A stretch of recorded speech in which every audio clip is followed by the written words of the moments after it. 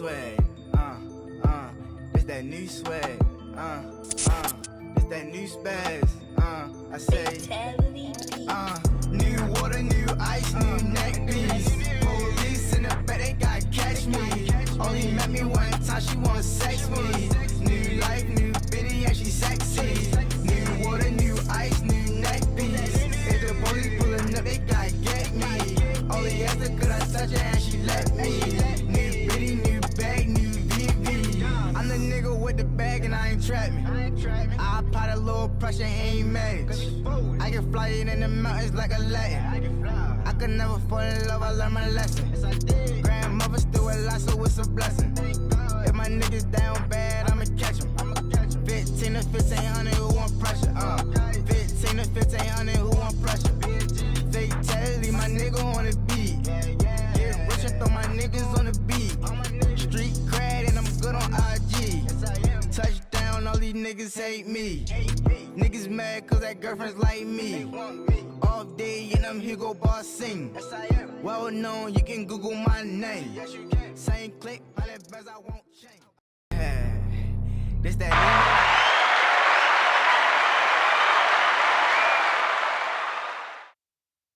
Yes, yes, yes, yes, yes, yes, yes, yes, yes. We back in the building with another podcast, and this is Rawdope Podcast, and I'm your host, Hand 5000. And get your champagne, beer, joint, high life. You know, we high life drinkers. Round of applause for that. You know what I mean? But it might not be on the pick. But hey, man, hey. Shout out, look out for shot of, follower.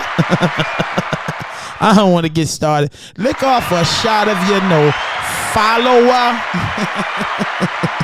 I should start with these guys, but look out for shot of, follower. You know what I mean? Lick off a shot if you're no follower, man. 100%, bro. You know what I mean? Lick a shot off if you just your own man, your own boss, and you making it happen. And you making it do what it do. I love you, bro. And you know what I mean? Polo, Tommy Hilfiger copy Polo. You know what I mean? We all had the Polo 3-button shirts. They had different designs and shit. But Ralph was the best. Ralph was the best. But listen, man.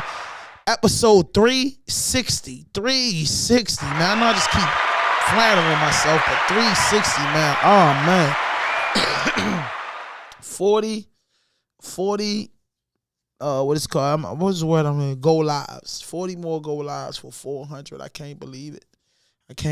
Man. 400 episodes, man. 360. I know if you look at our channel, it say over 400 episodes, but they are the episodes that Kenny fucked up.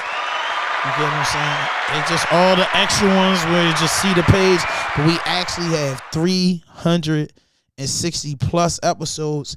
But some of them didn't get numbered. After a while, I'm not gonna lie to y'all. The count, it just get off, bro. You know what I mean? The count gets miserable after a while. The count gets really, really miserable, and it becomes a headache. But we just keeping up, man. And man, it's another topic Tuesday, man. We got some hot topics, man. Gervonta Davis, man. Congratulations.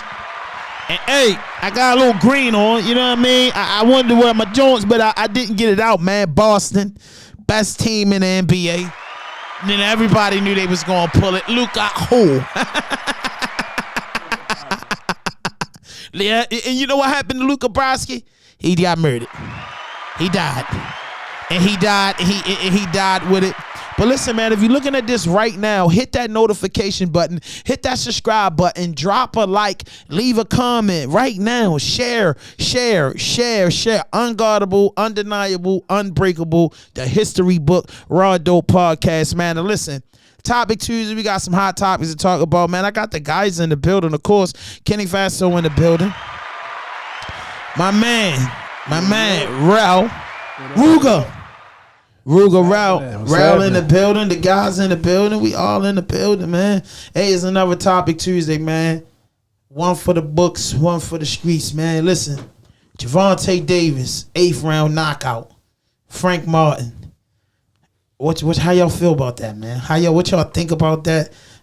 how was first of all, how was your weekend? It was good, man.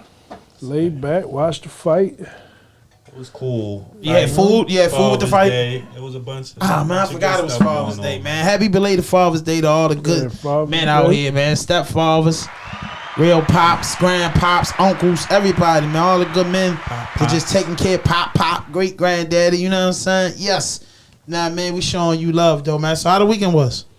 It's good, man. Good weekend, cooling. Get some business affairs in order, all good.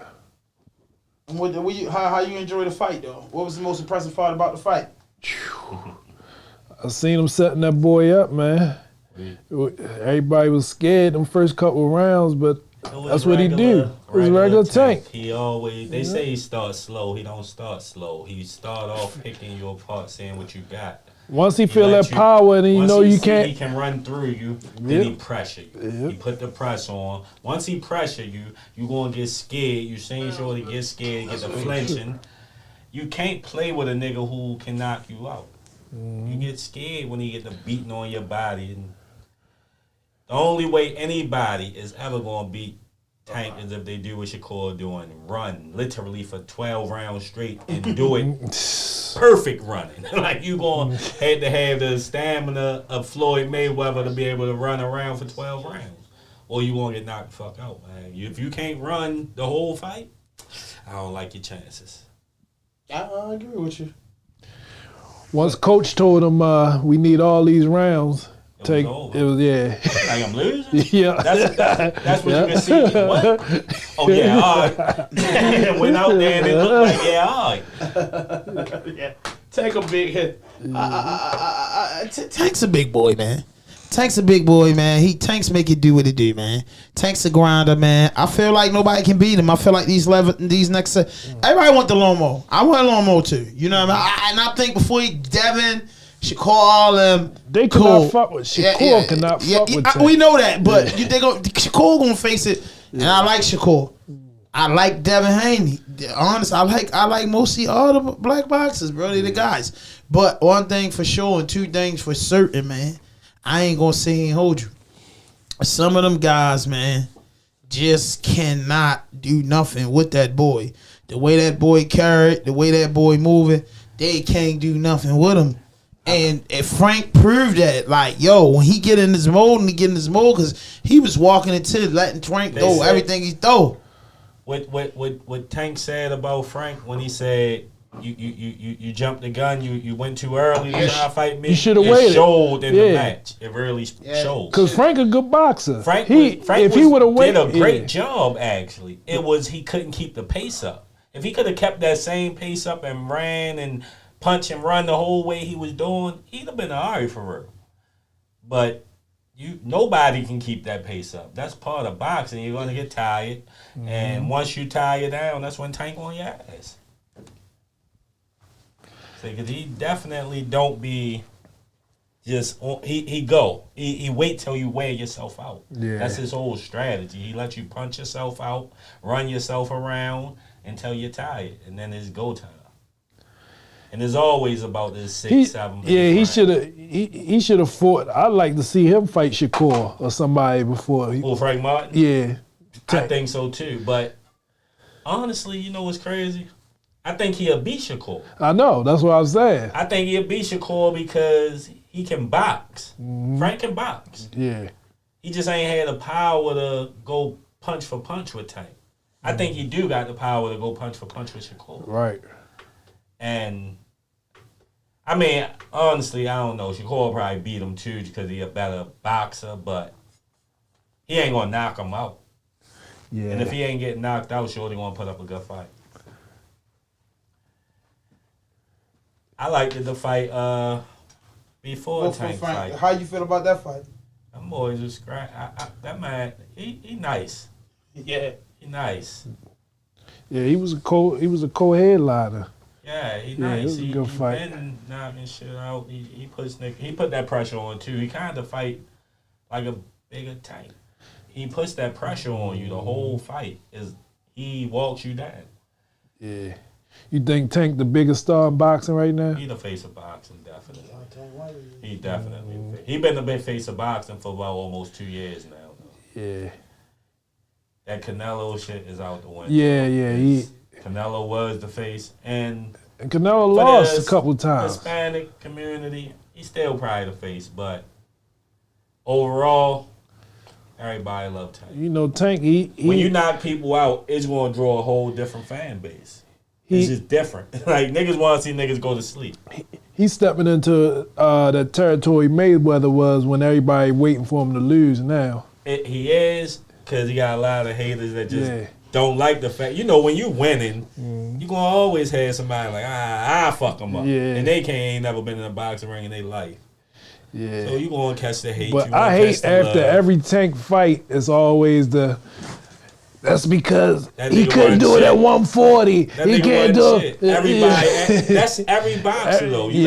In boxing, it don't matter who you is. They said about Floyd. They said about every single boxer that ain't fight 50 years ago.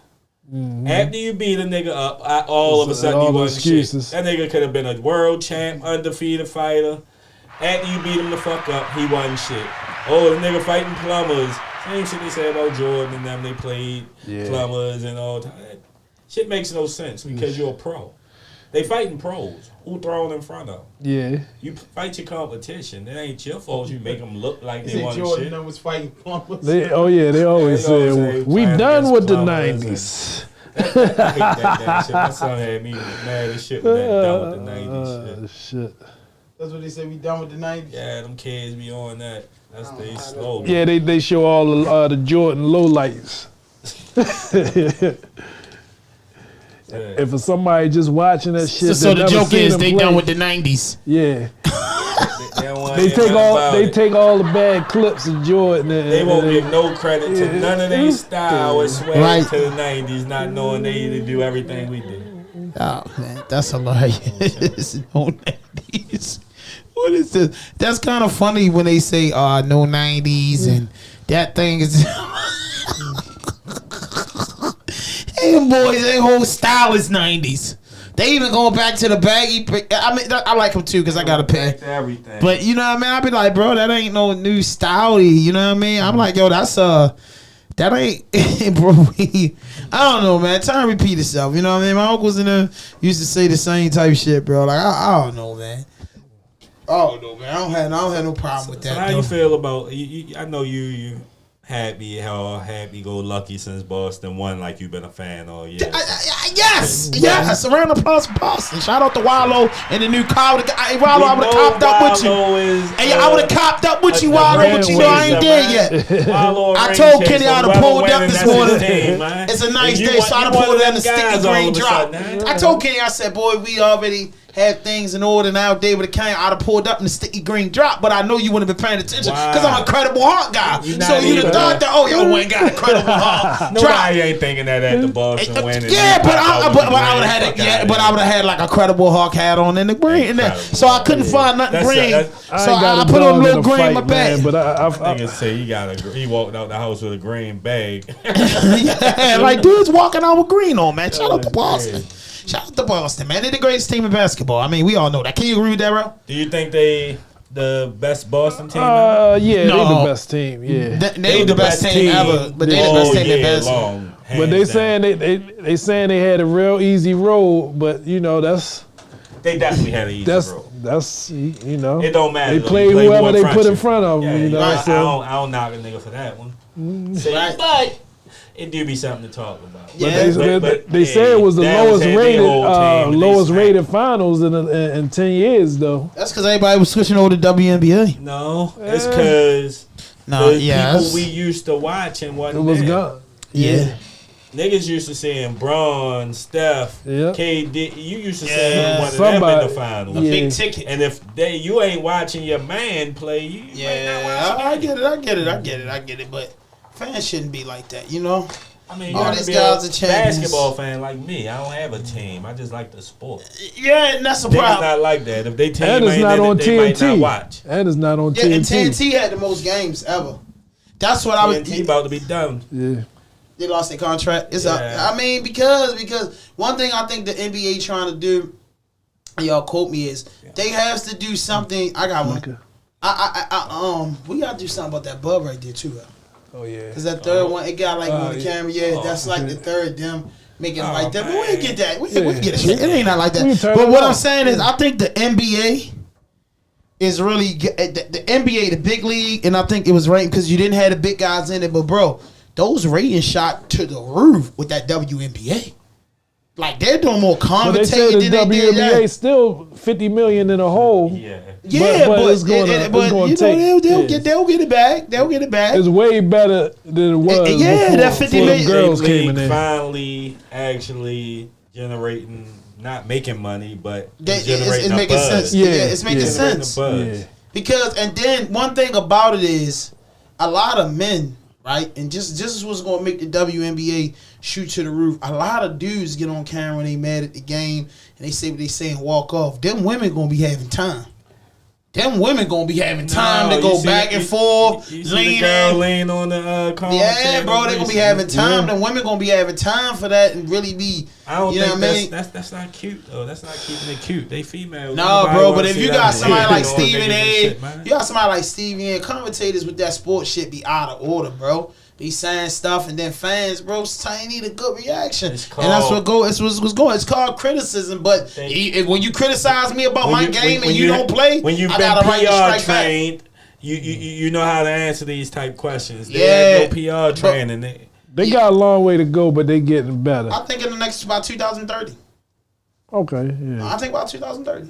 I think, and I think every year starting this year is gonna grow. I think they'll be out that dead by next year. I got a whole analysis of what's going to happen with the WNBA. I could tell you exactly how it's about to go. How's it about to go? The same way the NBA went. The NBA got saved by having Bird and Magic come into the league at the same time after battling in college. Okay, so Reese and Caitlin. It's black and white. They doing the same thing with Angel Reese and Caitlin Clark. The black versus white, they was battling in college, bring it to the pros. Once you do that, you got your villain and you got your hero. And that's what every sport need. You gotta have somebody to like. But when you like Magic, they both was heroes though. They not both heroes. They was, but they both NBA champions. Listen, that don't make them heroes. Bird was American's hero. Bird was white man's hero. Magic was a black man's hero. It gets separated through race. They're gonna do that because. But Magic, a lot of the white boys mimic their game. Brown Magic. A lot of them white boys. Them white boys don't play like no Magic. But when they came in the league, they was winning chips all off top. They was, but the league Caitlin it was easier to win back then too. It wasn't as many good teams. The league was top heavy back then. Yeah. So if you was on one of the good teams, you had a chance to win. You just said what I said. Hey, yo, hold up. You just said what I said before the show when I was telling you how I came up, my uncles and them watching the games and stuff like that, bro. And then TV was limited. You get what I'm saying? The TV channels was limited. Came on every game. Exactly. So as a kid growing up, who you got to see. That's it. And as a kid growing up, you love these teams. No, I liked the Baltimore Bullets. The Baltimore. Yeah, bro, because they was a basketball team. My uncles and them. Name a Baltimore Bullet player. Man, I don't remember, but I could. I get into it, bro. Like, you know what I mean? They was West. You get what I'm saying? But I'm saying like. They been gone so long, like we won the chip. Wasn't like they was heroic, but I remember they was here. You get them? So I remember they was here, and I always said, bro, I would become one of them big corporate billionaire guys and get touched. And I like to bring basketball back to the city. I always thought we would do good with a basketball team again. I think basketball need to come back to Baltimore, bro. Really. I think the NBA need to come. I think we need an NBA and a WNBA team here. If we don't do the NBA, at least give us a Baltimore WNBA team. It'll be lit.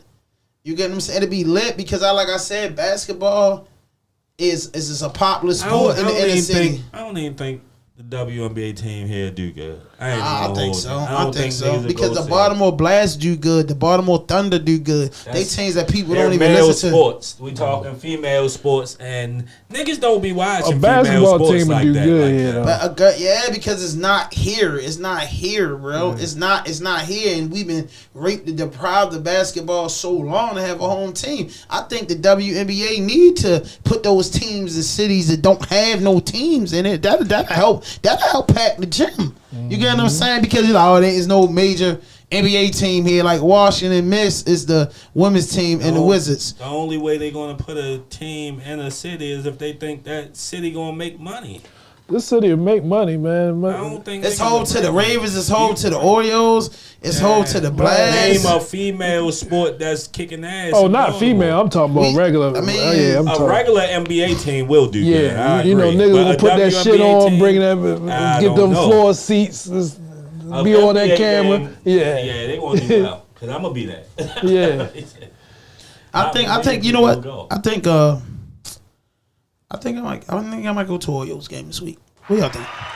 Shout out to the Orioles, man. We doing good. I think we in third place or something like that. Shout out to the Orioles, but I think I want to do like the Orioles this week. I gotta call up my connect. I'm an Oriole guy, you know what I mean? I can't get with baseball, man. I love it, bro. Like I because listen. No, listen. Listen. Hold up. And this is why I honestly have to say, baseball is an excellent sport. Maybe not a lot of. I can't even say a lot of people because with the dude Vons, I meet a lot of dudes and because I've been a lot of places that like baseball. What made me fall in love with baseball?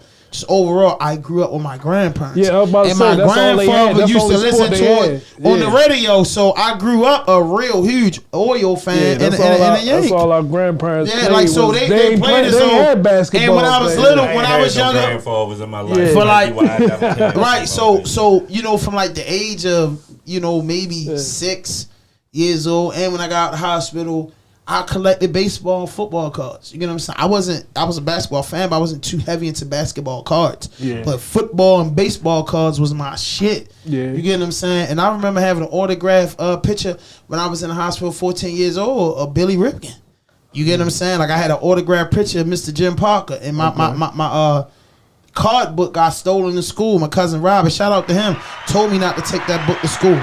I had classic cards because I was into it like that. Upper decks. Baseball was lit back then, back in them Eddie Murray days. That was 83 though, when they won it. But I was a really kid. Yeah. But just off of them winning it, being a kid born in the end of the 70s and coming up through the 80s, the Orioles was the shit, bro. Yeah. Like Cal Ripken, father was dead, Billy Ripken was dead, Eddie Murray, Chris Halls, Rafael Palmeiro. These are guys coming in through the 90s, bro. It was my guys. I remember when I was watching that game when the Yankee dropped that, when he caught the ball, Shorty caught the ball in the stadium and dropped it out. That was our best here. We had Mike Mussina, we had Rafael Palmeiro, we had Chris Halls. You know what I mean? Melvin Moore. We had a squad. You get what I'm saying? And we were supposed to be the champions then, but that happened. But now we got a youngster. Mike Mussina was like that. You know that. Mike Mussina was like that, boy. And then before, when I was locked up, they got rid of my man, Manny Machado. I was crushed when they traded Manny Machado. I thought Manny Machado was going to be here like Cal Ripken. Yeah. For real, I thought Manny Machado was going to be here like Cal. He was hurt. Ain't nobody been a Cal Ripken since Cal Ripken. Right.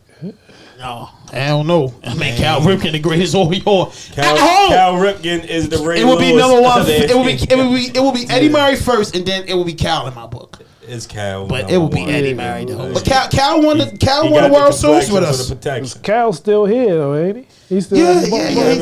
He lives He lives in Aberdeen. Yeah. Okay. You can hear Cal Ripken house taking the back roads of Orange Mills. Okay. You know what I mean? He lives right up 83, man. Cal's same mansion, same shit. All right. He's definitely, I give him more respect than Ray Lewis. Did he used to own Club One, or was that just a rumor? I don't know.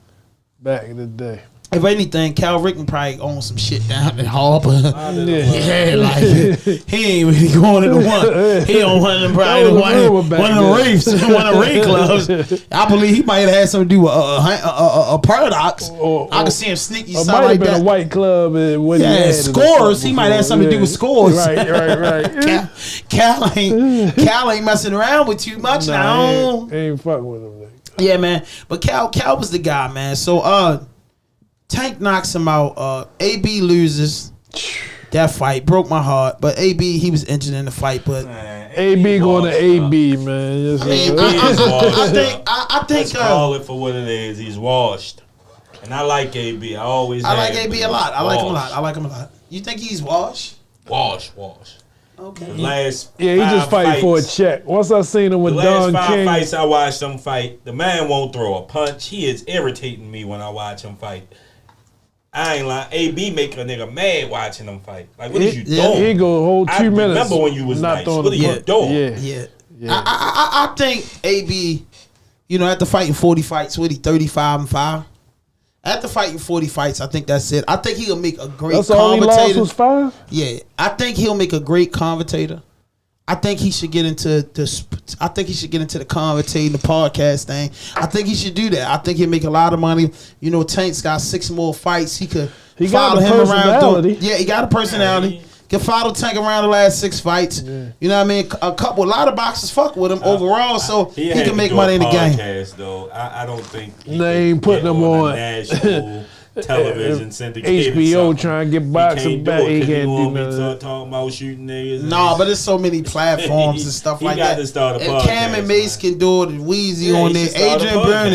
Adrian Broner can't get in them fights. You can have a lit-ass boxing podcast. I mean, it's playing on my way. Hot boxing, but I think he can vlog. I think he can do whatever he want to do because he going to get that VIP access. He could be himself now because he ain't in the ring no more. And like I said, he's a celebrity, and I think he'll put millions of people will follow him, and I think people will buy into him creating content. I'm going to tell you what he regret at the top. When he was on his top, Rock Nation offered him a $50 million contract, and he told Jay some crazy shit like don't ever disrespect him or something like that with that number, and it went down. Went downhill from that. I had to put the laughing on for that because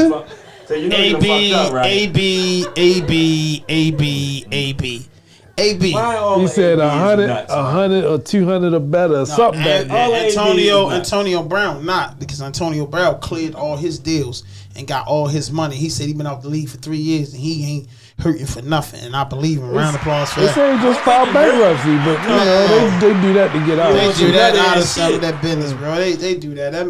That boy completed his whole deal at Pittsburgh. He completed that whole situation at Pittsburgh. He went out and played for the Raiders. He won the chip with Brady. Came back, walked out the field when they lost in the playoffs. They had to catch him out. He the Raiders though, did? Yeah, he did play for the Raiders. Hell yeah.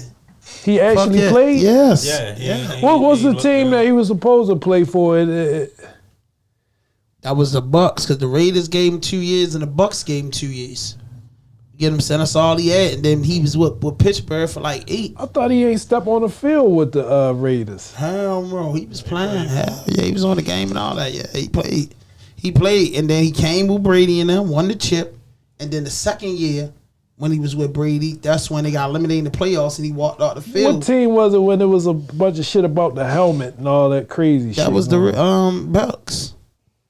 The Bucks when he took the helmet off and threw it and all that shit. That was probably with the Raiders. He was having problems, so why they got rid of him. Let me ask y'all a question. This is going back to Boston winning.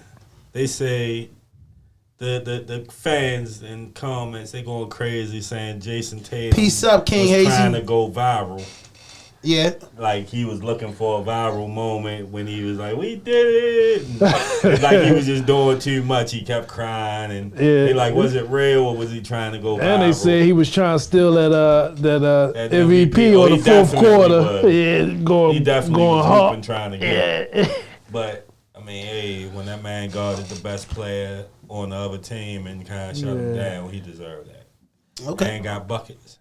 Okay. But do y'all think he was trying to go viral or they was genuine emotions? Bro, if you wanted, this is his first championship, right? Yes. Come on, bro. Like, what are you? How you trying to go viral, living in your moment and winning an NBA championship to dominate your whole year? That's what scares me about this internet because it's so fake that people can be in a real space and they saying he's trying to go viral. Nigga, my money viral, my team viral. You know what I mean? I'm a viral. What are you talking about? Trying to go viral? It don't make no sense. I could have just brought out my Lamborghini and did donuts around the parking lot. It went viral. I could have went to the club and took my fucking jersey and could have went viral. You get what I'm saying? A finals viral moment is different than going viral for throwing some money. What I'm This is saying the is, finals. Mike how do went you viral try to go when he viral? did the powder shit. LeBron went and copied, did the same shit. So these why, niggas got so their iconic celebrating moments you of trying to go viral? Yes.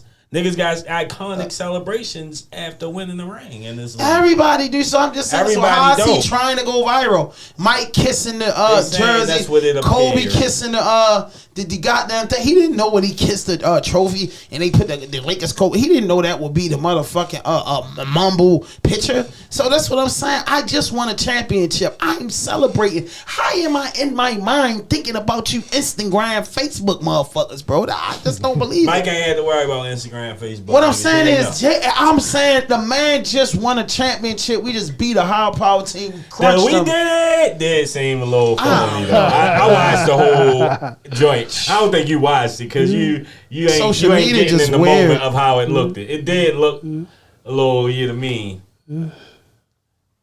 I ain't saying the man emotions wasn't real, but it did look a little exaggerated. We did it.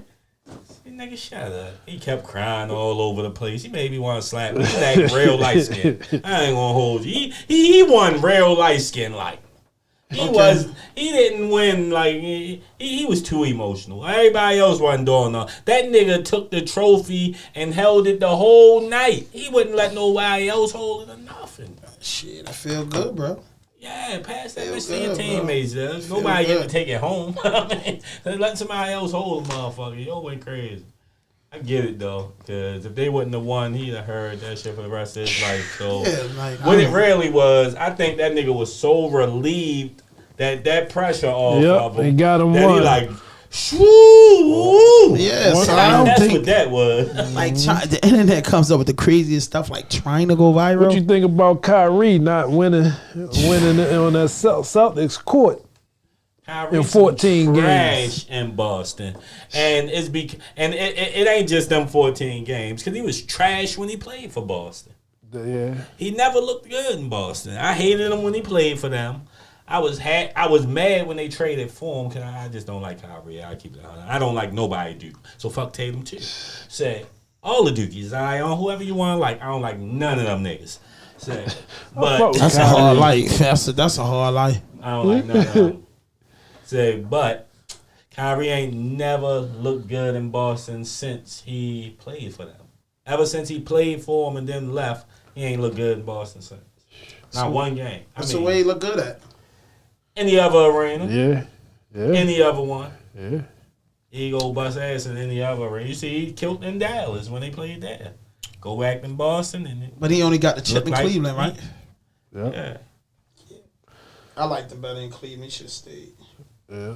He should have. He thought he was. Yep. His pride and ego got in the way. He wanted to do that He same didn't want to be the co-star. dumbass shit that KD did when he left Golden State. You stupid. You gonna leave winning ways to talk about I want to do it by myself. Don't nobody do it by themselves, dummy. That's the problem with people. They don't want to be a part of a team. If you're not the man you want to win your way. You don't just want to win. You want to win under your conditions. Yeah, that's a fact. Let me get into this breaking news, though. Shout out to Boston. Hey, I'm going to get something green to mimic. I had of something. Shout out to Boston. But listen. Idiot. Man who shot at a woman and her children from his Maserati in Northeast D.C. sentenced to 32 years in prison. A Maryland man was sentenced to more than 3 decades in prison on Monday after he was found guilty of road rage shooting in 2021. He fired 13 shots at a car with a woman and 2 children inside, then shot at a bystanders, authorities said. Kenneth Miles Davis Jr., 45, was sentenced to 32 years and 6 months. U.S. Attorney for D.C., Matthew Graves, and the Metropolitan Police Department Chief Pamela Smith said in a joint statement, stunning surveillance video footage broadcasted on News 4 showed the shooting at Kenilworth and Eastern Avenue Northeast on May the 19th, 2021. A woman was driving along Eastern Avenue in heavy rush hour traffic that even when she tried to get in front of a silver Maserati As news reporter Davis and the Maserati driver jumped into the street and fired 7 shots at the woman car. U.S. Attorney officer said the woman was hit in the shoulder and survived. Her children, ages 5 and 11, were in the backseat. The 5-year-old was cut by broken glass from the shattered window. The 11-year-old was not physically injured. Video showed multiple bullet holes through the rear window near the children. After the shooting, the car Davis turned and fired 6 shots at bystanders. The U.S. Attorney Office said no one inside was hurt. The woman mother told News 4 after the shooting that what happened was horrifying. I get really, really upset because it was for nothing, she said. I know it could have went a whole other way for something as senseless as road rage. She continued, after a 3-week trial, Davis was found guilty on 1 count of assault with intent to kill while armed, 3 counts of assault with a dangerous weapon, and 4 counts of possession of a firearm during a crime of violence. The video footage that D.C. police released and media outlets shared generated a tip that led to the identification of Davis, officer said. Boy got 32 years and 45 years old. For getting mad. Oh my God, what happened to Davis? Mad in the car. And his name Kenny. He make me sick. That's the type of shit you do. Kenny get mad on the car. No, that's why I don't ride with guns. Yeah, I think I would do some stupid shit like that. Road rage be real. bro. That's why I get road rage. That's why I would never ride around with guns. Stupid motherfucker, man. I bet you. Stupid That's a hard bit to do, bro. Oh no, he's a dumb At motherfucker. 45. Yeah, boy, 45. I would have went on the run. You ever had a nigga aggress you in a road rage incident? All the time. Yeah, I get into it. You ever had a nigga whip out on you in a road rage incident? I don't even pay that much attention to get whipped out on. I got whipped out on before. Yeah, boy, you vicious. It was round the way too. I'm pulling in the gas station. I'm taking my time. No, make the turn. Nigga get the beeping the horn going crazy. I say, nigga, fuck you. That nigga jump out the car with the joint. Skirts off, bang them, turn through the parking lot, ride down the street to my house, get the gun, hoping he thought he could pump some gas in peace. He wasn't that stupid. Man, that's going to... I'd be mad as shit sitting in the joint, man, over some shit like that. And then Fuck your boy, my life up. Listen, then your boy Rick Ross' baby mother, Ted Kemp, goes off on Ross for bragging about he's not on child support, about not having to pay child support anymore. Why that man can't be happy because he all the papers? God damn, what's wrong She with her? called him a bitch and some more shit. She just been going crazy. She mad that man happy he ain't gotta pay no more child support. Yeah, That's with the just kid crazy, grown. Man. Kid gotta be Obviously, grown by if he now. off the child, or he just paid it all off. Like, whatever I'm going owe y'all for the these rest of 18 their life, years, here you go right here. That's how I would do if I was a rich nigga. I ain't gonna hold you. Shut this bitch up. No, but you can never say nothing else. Here's your lump sum. Child support is paid off. I paid it off when he was 2. That's it. A woman said she was fired from Macy's for being late. Manager told her we're not running on black people time. She was like 4 hours late because of a family emergency. Okay. And So yeah, she when said. she got there, they was in the elevator, and yo told her that in front of a bunch of people in the elevator. It was black men in the elevator too. They chumps. They ain't say a word. But that ain't how you fire nobody in front of other people and putting their business out there like She that. gonna get a little piece of settlement. Yeah, that's a lawsuit waiting to happen. Shit, that's a bad one. That's gonna hit Macy's. Macy's hard. already almost out of business. Macy gonna settle out of court. Listen. Come in the office. She got to go to corporate with that because that's tough, yo. It's viral now. She going to the lawyer with that. Damn. And it's recorded. So Yeah, I see it. I'm looking at it right now. it's Oh, they got it on camera? on camera. Yeah. Oh, yeah, he cooked. He would have said, "What you mean you ain't on black people time?" I'd have smacked all the Right, shit what out if of him. somebody had slumped them in that elevator? Would they have been wrong? I'd have fuck no. Like the fuck you mean, nigga? All black people ain't late. Exactly. That's like saying, "Oh, y'all like watermelon and chicken." I mean, he might as well say something like that. Black people time. What you know about black people time, my nigga? Yeah, That's the type of question nigga got to ask them. Yeah, she gonna What get you know about herself black a people time? couple $100K. This crazy because 50 Cent tells BMF Terry Flannery that he will be off the air soon after linking up with Preem's son. That is some shit though. You know that man got a lifelong feud. What, the with person him. that play Terry? Yeah, no, the real Terry. You know he home and Yeah. he been So what do you mean he gonna be off the show? Like nothing to do with it? Is he saying basically the BMF show will be off the air soon since you whining, nigga? That's how 50 carried it. Like fuck you, nigga. You want to be playing with the ops? I will cut this whole show. Yeah, he cut his own son off behind that shit. So you already know. Yeah, I think fifth. I think overall fifth, right? You get what I'm saying? But overall, it's a New York beef though. But I'm just saying, you gotta think though. You asking me to be a part of something that I'm not a part of. I'm from Detroit, Michigan. It's for in Southwest T defense. Hey, look, yo, Preem doing life in prison. I just did, 15 years in prison. He reached out to someone, reach out. Them boys got money. You might want to do something. Then they 50. I don't have nothing to do with that. Now, if you 50 man smiling up in his face, I appreciate what y'all did. You broke bread. Your whole family that made your little nephew rich. Got your family in a good position. But still, though, that ain't. Yeah, but I'm just saying. But I'm just saying, yo, that's the problem, yo. Listen. But for 50 Cent, for Meech and them even knew 50. That shit was going on in Queens, bro. So Preem got life. I'm bro. the one picked I just you told up you and I had looked a out problem, for your but what I'm family, saying, gave y'all millions. You was talking that low show loyalty to Diddy shit. Why shouldn't this nigga have to show some loyalty to 50 who just made his family rich? Calm down, Why Kenny. not? It ain't that serious. I'm trying to answer it, yo. You know what I mean? I'm just saying though, like again, that shit that Preem and 50 got going on doesn't have nothing to do with a nigga from Detroit. Before I got locked up, we wasn't running with each other. I wasn't running with you or Preem. Let me finish, bro. Rich. Let me finish. You ain't get me rich because I was a $250 million nigga before I went behind the door. I made your nephew rich. You know what I mean? My nephew, listen, bro.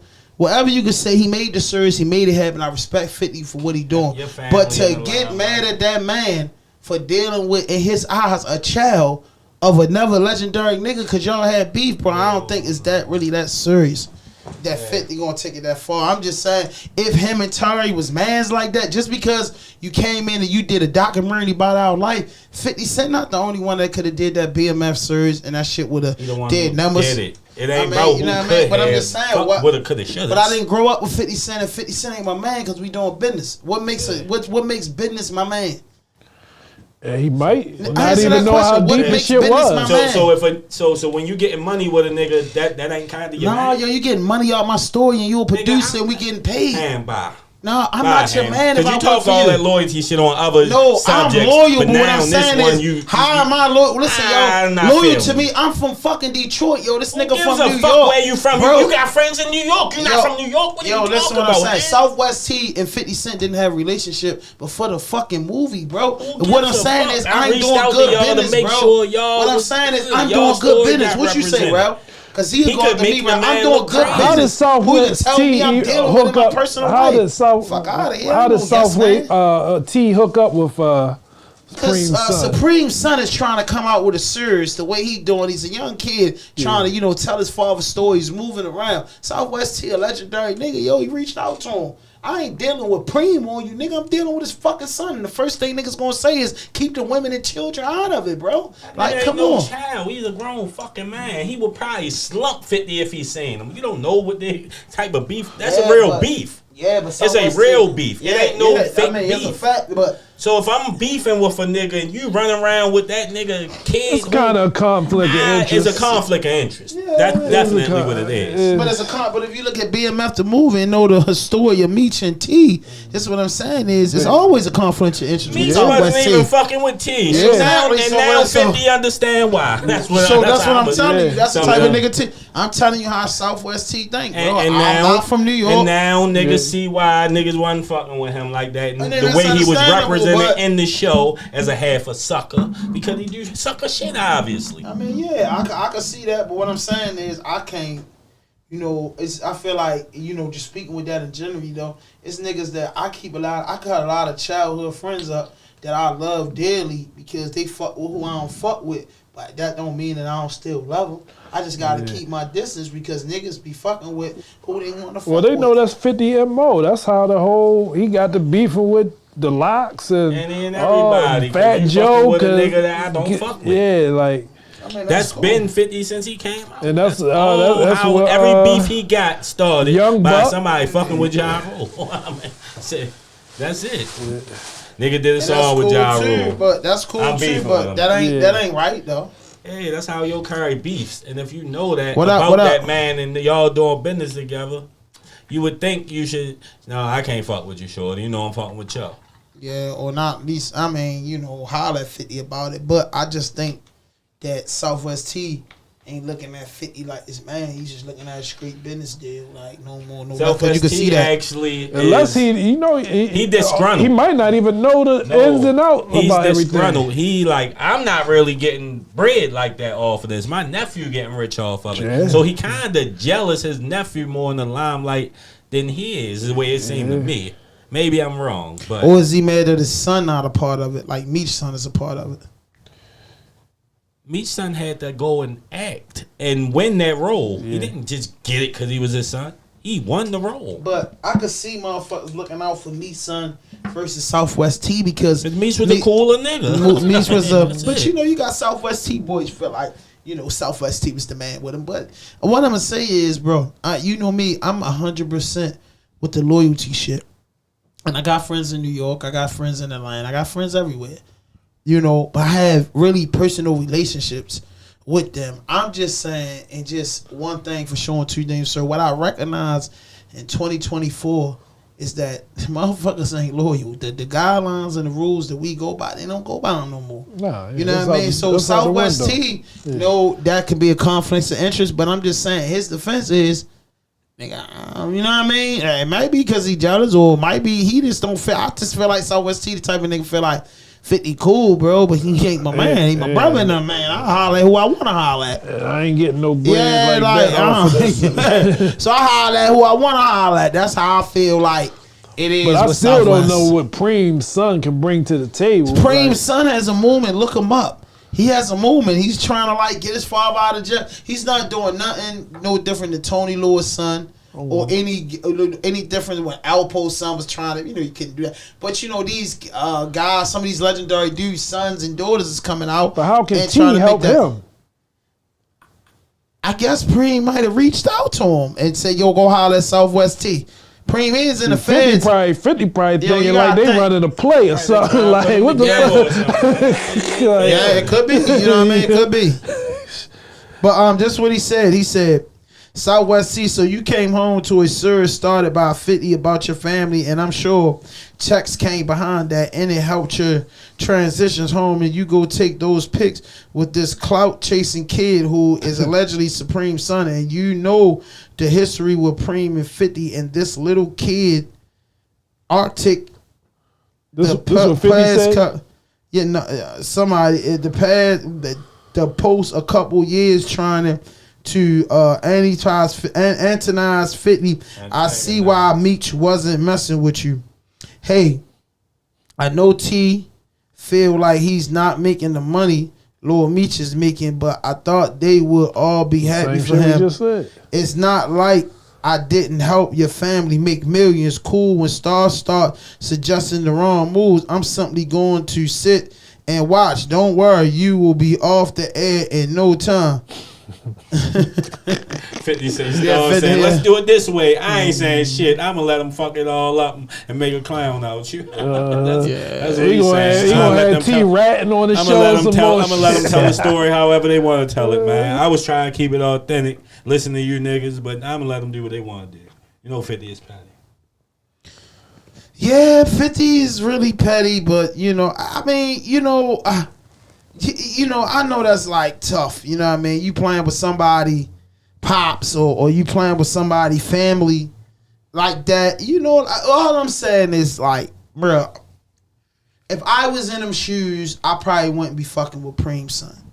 I'm my own man, but I can't tell 50 as a man, that I wouldn't have hollered at him. And Shorty reached out, and I just felt like, yo, Supreme, a legend from New York, what his son talking about? But I'll let a nigga know, boy, I'm doing business with 50, and that's a conflict of interest. That's just me. That's just the Baltimore mentality I got. But in some niggas' offense, because if you watch the BMF series, and you watch some of the early on, I was a big fan of BMF. And you watch some early on, you seen a lot of Meech and Blue Da Vinci and them guys. You didn't see a lot of Southwest T. Nah. And then in the movie, they depict Southwest T as a strong-minded businessman. But in Al lingo and Al way of thinking is he was on a lot of sucker shit. Yeah. And, you know, you heard the wiretaps with him telling his sister, your brother gonna send us to jail. Talking about Meech. So that's what I'm trying to tell Kenny is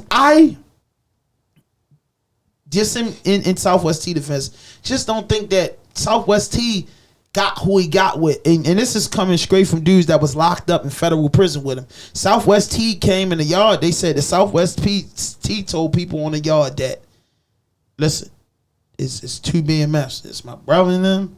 If he wasn't fucking with me, you know what I mean? And the niggas I was fucking with, y'all go keep that shit away from me. I'm trying to go home. So they said in prison, he wasn't even, you know what I mean, carrying like that. So, yeah, you know what I mean? It say 50 link with Robert Greene, the author, 48 Lives Applied. Don't play with that boy. Boy, you know, because Robert Greene wrote the 48 for Powers, All the Seduction, and 50 joint. It's a great dude. But I just say Southwest T he weird. He weird. You know what I mean? He's a weird dude, bro. Like, and he might not like the way they depicted him in the movie. Anyway, he might feel like it might be some hidden like gems they made a sucker out of him a little bit. So I know he probably feel that way. Yeah, absolutely, 100%, 100%. Roddy Racks, Kenny, he dropped the album. You definitely checked it out. I checked it out too. You like that joint with him and Tech? Yeah, even though it fucked my head up because it ain't say Roddy and Tech, so I didn't even know Tech was gonna be on the song when I was listening. Then when Tech just popped, I'm like, oh, okay. And it was like that, I guess, with all the features. I didn't know who was on what song. Roddy Racks, right? I'm a fan. I love Roddy. I like the songs. He kind of slowed his flow all the way down. He's changed. Like, okay, he's changed. And even with the new video, I'm like, okay, Roddy's moving around. It's like, you know, he has a situation right now. And, you know, inshallah, he makes it out of it. You know, that's none of our business. I don't know the circumstances behind it, but I say it's something in him now that was better than yesterday. It's like these last couple joints he been doing, I heard a hunger and the passion, whereas though I don't think he was never slacking, but I think he was giving it 50%. Now this new project, I felt like this is the Roddy. This is the Roddy, the never enough Roddy. You get what I'm saying? He all in right now, and I like it. Yeah, I just feel like this is the Roddy where Roddy just he in his way, he in his space. He's got more time. You can hear that in the music. And a round of applause for OTR Chaz. The whole world wants to know who he is now. And that song, and the song was hard as fuck. Yeah, the song was hard as fuck, bro. Hard as fuck, yo. The song was hard as fuck, bro. That makes I ain't lying. Just the fact that Tank will grab Baltimore artists. I think he's like kind of like signed with Tank. I love that. Like I heard that early on. Like he's signed to GTD. I mean, Tank's working with him. He said this is artist doing a fight. Yeah, it's artist. Yeah, it's artist. Like I think he's like in the management or something with him, because he's signed to 10K like records, and I know early on I heard that Tank really liked his music. So you know most dudes get behind dudes they really like, or music they really like, and I respect that 100%. You get what I'm saying? He brought him out, and for people that don't know, this is his second time coming out with Tank. Yeah, because he came out and Roddy was singing one of the songs and.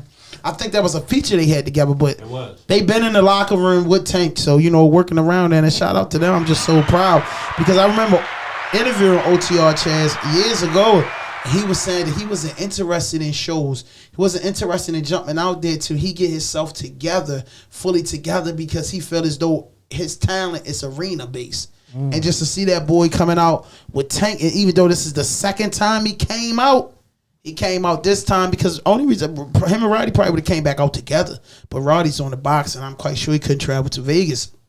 But when he came out, Boy came out like a motherfucking king. Yeah, he looked good. He looked good. He looked healthy. The music sound good. The sound was great. You heard him clear all through there. And guess what? Them thousands of people that showed up at MGM Grand, they know about fucking Baltimore now.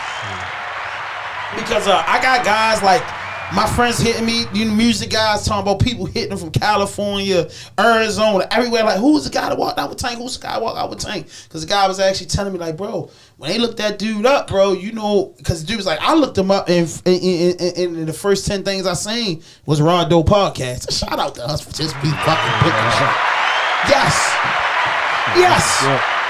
And the dude also gave me some credit. He said, bro, when I seen Moose take the picture with Kanye West, he said that I went to look up Young Moose freestyles, and guess what popped up? Rawdope Podcast. You got that right, it popped up. You got that right. Me and Moose had the white t-shirts on, the Hanes joints. Remember that episode? Me and Moose had the Hanes joint on.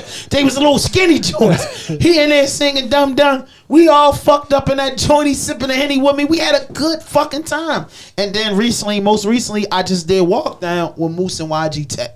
And now I'm waiting to do something spectacular with my baby, Money J. You know what I mean? Money Jake and me gotta do something together, man. Y'all tag Money Jake in the description, yo. Me and Money Jake gotta do something. And then, if y'all don't know who this man is, this man that just came out of retirement. This man is you got any plaques? You got some plaques, right? A couple joints. Gold. Okay, that's what I mean. Yeah. This man got plaques. This man got plaques. This man produced for some of your favorite rappers. I'm just gonna name one. A Boogie with the Hoodie. Dog, I'm gonna name 2. Don Q. I'm gonna name 3. Jim Jones. I'm gonna name 4. Rawdope fucking Podcast. Mixtape or EP or whatever this man doing. This man is here, and for artists that's looking at this, tag of artists. I am dropping. We are dropping. Kenny is dropping. Yeah, they got some artists. We are dropping a Rawdope Podcast compilation. They got some spitters. We are dropping a Rawdope compilation. And it will be produced. I can name some producers on there. Number 1 producer is Israel. My nephew, Jaleel Beats. Kid Jaleel Beats. Sally Hots. I'm gonna fuck with Sally Hots. Of course, man, I'm going to mess with Nate Above Ground Studios for some recording session. Of course, E Black. Oh, ALBZ. You know what I mean? I'm bringing my boys out that I know do this production thing, that I know that we're going to document this whole thing. We're going to have a good time with it. And the first one to drop, it might not be your favorite artist, but when this shit drop, you will have a new favorite artist in your top 10. Somebody's gonna have to get put to the back burner because I'm bringing you nothing but raw and uncut talent.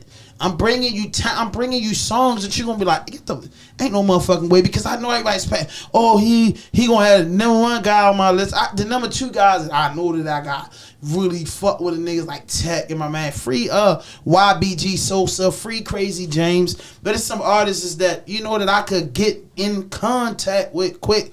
Those artists that I like, I won't even reach out to them to add the Pride Volume 5. Because I'm telling you that my thing is that Cali got to move over because we the best. Cali got to move over because the history book the best. And, I was thinking, man, I was thinking of names, and one of the names I was thinking, like Rawdope Podcast present Back Block Music, Welcome to Baltimore. I don't know. But I'm gonna come up with something. I'm guarantee you. Yeah, it's a good name for compilations. But whatever, we figured out the artwork and everything, bro. And I'm looking for dudes to lock in with me and work. You know what I mean? For the videographers, because I want this to be documented, like a 3-part documentary series coming on with the tape. And we going old fashioned with the tape. We gonna push it. When this tape drop, I'm not releasing this tape on no platforms for the first 30 days. We gonna beat our feet up and sell this motherfucker from Delaware to VA out the trunk. And I'm trying to get artists from Delaware to VA. So this Rawdope project that I'm doing is not gonna be, I'm gonna say 9 songs will be dedicated to my city, Baltimore. But the other 9 songs, man, you might hear some Ohio underground independent artists coming up. You're gonna definitely hear my man from Pittsburgh. Yeah, some Philly boys out there that I fuck with, some VA boys I fuck with, some DC dudes I fuck with, some dudes in the outskirts of Maryland that I fuck with that I want to get y'all fucking with. And if y'all fuck with it, we fuck with it, and we gonna lock in. Just some names: Cruddy Prayers. Y'all already know that. Solid 7. I plan to have Trill on there. I want Lace G on there. Oh, Jesus. Definitely Too Raw. She gonna make the cut. Brittany. Rocket. I'm gonna work with Rocket. Savage. T Savage. That's my baby. Fuck with T Savage. Got to. Oh, my little baby Tokyo. I want Tokyo on that joint. This list getting nasty already. And listen, I know I can get a track for my guy. I might be cheating. I don't want. I'm gonna wait, bro, because I'm so excited because I know I probably can get one from Chaz, OTR, or NASG. I probably can't get OTR because he's locked in, but I probably can get OTR to give me like a tag or something. I'll probably get. I don't know. I know I get Leak on the come up. Like, this tape is really fucking crazy already. Get Leak on the come up. I can get a little R2R Mari on that joint. Oh man. My guy IZM400. My guy Giddy. I get some spitters for you. That's a double diss already. No. It's gonna be broken down to 18 songs. Okay. Kenny might drop a track. I want to release one of Kenny's old songs. There's an old song. I just want to release it. That's my gift to you, Kenny. That one song. Listen, bro. Because I'm gonna tell you what I'm gonna do to help you out. Onyx just released their album. It's not wrong with that. Remix. Because they must have got their stems. I know they probably did. They got their stems. But I was checking it out. I seen new music come out. I seen Onyx. I'm like, Onyx. Yeah, I go look at it. It's just all these songs remastered for real. Yeah, bro. So we definitely ready want shit in the city. So, okay, this is what I'm gonna get to on Topic Tuesday before we get to a couple topics. I feel like, and Kenny big the difference for that. If I say left, he gonna say right. Any fucking stupid shit. But on the serious note, I've been doing. We started this campaign. A lot of people don't know, like September of 2018. Honestly, that's when the campaign got together. I got an idea. Since you say let me finish this. I go left, you go right. Know how we should do these whole mixtape ideas? You do one, I do one, and let the fans see who got the better taste in music. I'm gonna crush you. You my man. Let's do it together. No separation with I'm gonna crush you. I'm gonna crush you. I'm gonna crush you. You my man, bro, but you know I'm gonna crush you. You my man. You like too much of everybody. You have anybody let everybody go. Kenny got particulars. No, I don't like you. You can't make Kenny. But what I'm saying is that, and listen, that's cool. But sometimes I just feel with your tape, it'll be more difficult because you get people just not going to show up. Me, I'm going because I played basketball. I went to the championship in Hagerstown. And people might laugh at that as a championship coach, but I lost in the championship. But I know everybody hate my jail stories, but hey, go on. I know everybody. I have a jailhouse. Listen. Oh, you went to the final. You win the ring? In prison. Y'all won? Up the old jail, let me tell you. Up the old jail, it was 3 leagues: A League, B League, and the Hall of Fame. The A League was like the NBA. B League was like college, and the Hall of Fame was legendary dudes. They be like, yo, that's a slaughter. You get what I'm saying? Let them niggas go. So all the great dudes play. So I came up the field. The court with my team. Man, them old niggas started laughing. Yo, they was laughing so hard. You know how somebody laughing so hard they start crying and can't breathe? That's how hard they laughing at my team. They say, Ham, what the fuck is you? They say, Ham, what are you messing up our rack? They'll say he got the replacement. That's what they said. No, let me tell you. They say, Ham, you ready to fuck up the rack gate, boy. Boy, you ain't gonna be able to get it. They saying all types of shit. Boy, you ain't gonna be able to walk that 14 years now thinking you a coach. Nah, shit, because everybody picked the big baller teams, and you could have 10 players and a coach and assistant coach. We walked up the field, dudes was laughing. I had 4 out of the 10 players. I had 4 certified gangsters. So when they walked up, the laughing came to a minimum. You get what I'm saying? Because I walked up like motherfucking Doc Rivers. I walk up the field, dudes laughing. Ham, get the fuck, Ham, you messing up your rep. This what you doing this for? So they say, yo, Ham team play first, eliminate them. So that you had to play 3 games. Right. If you win these 3 games, go on to the next. You can go into the league. They put me on the court. They said get him gone. Yeah, to get in the league, you had to play 3 games. Niggas had trials. Yes. So they put me. We get on the court the first game. We win it by 7. So they said, oh, little Ham, you my little man. I was still in my 20s. My little man, you gotta win, boy. I'm making sure you out of here tomorrow. They push me, I'm supposed to go every other day to put my team on the pass the next day. Right. These niggas sick, we go back up there. Them little niggas, we win it again. Niggas say, hey, boy, hey, them niggas be playing, them niggas high or something, man. They bring another squad. The excuses squad. Now, this is for the bread and butter to make it to the B League. They like, Ham, they not A-League players. You won 2 games. I'm like, yo, come on, bro. I'm telling you, if I go, so they put me in again. Game 3 win. Hey, Ham, you in the league. Walk. Yeah, about 16, 18 games, man. I think I went 15-3. I get in the playoffs. They tell me, nigga, you gone. Goes all the way to the dance. But I'm going against a penitentiary legend, Mr. Nick. Anybody watching this that been up the old jail know Mr. Nick. He got 3.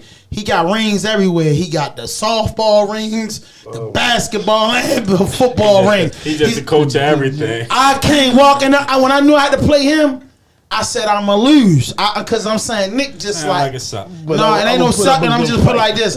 Nick got the trumped up team. But what was good about the championship, I'm going to tell you. In the jail. Listen. Phil Jackson. And Phil Jackson in the jail. Listen, everybody wanted to play for Mr. Nick. He was Don King and all. You know what I mean? Listen what I'm trying to tell you.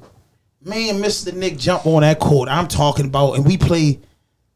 I saw Nick and them, I think, under the lights for the championship. I come up there, everybody, it was jail with all the guys. Say, hey boy, you going home tonight, man? You going home tonight?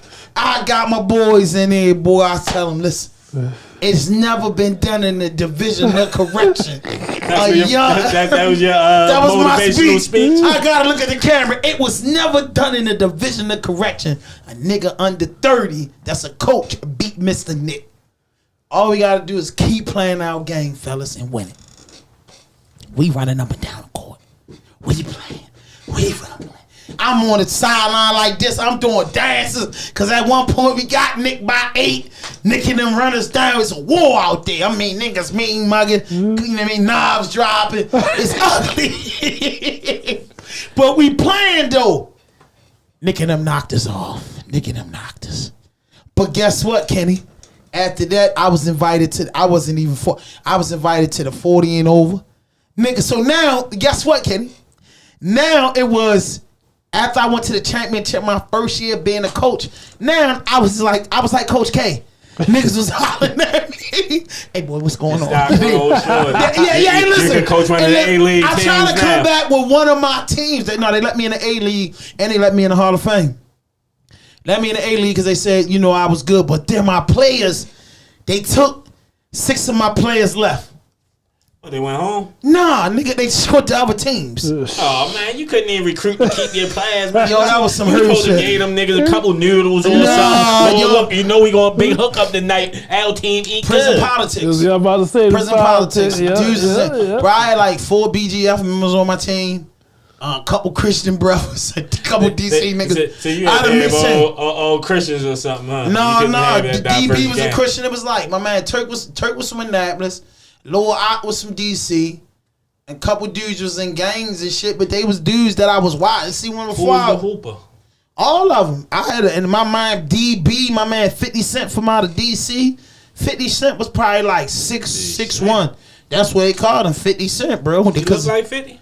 He was built like 50 when he was buff. Shorty was buff like that. And he could hoop. DC niggas think they could hoop. So, he could hoop and he had heart. And he was strong as shit because he lift a rack in the yard. So I had 50, I had DB, I had Turk. That was my DB. 50 was my center. DB was my power forward, and Turk was my small forward. Turk was about 6 feet tall, skinny kid, ain't really had no heart, but that motherfucker was wet.